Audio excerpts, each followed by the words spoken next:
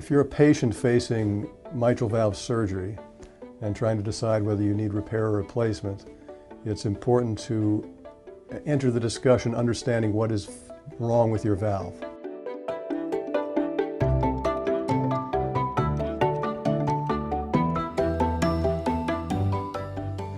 There are certain conditions like mitral stenosis, which is most often related to rheumatic fever, not as common as it once was, but still present.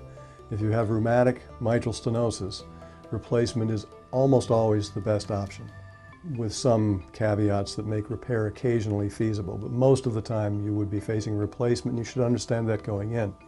If you're a patient who has degenerative mitral valve disease, which is characterized by loose floppy leaflets, some of which are probably developmental in origin, and some of this material tears, producing a leak, in that category, you should expect to hear repair described as the primary goal of an operation.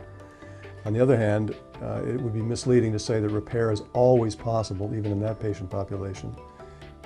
Even though valves in that category are repairable 90–95% of the time, it's not 100%. So replacement is always possible, because obviously the goal is to get the patient out of the operating room with a functioning valve. In between, it's a lot more complex discussion, but has a lot to do with exactly what is wrong with your valve.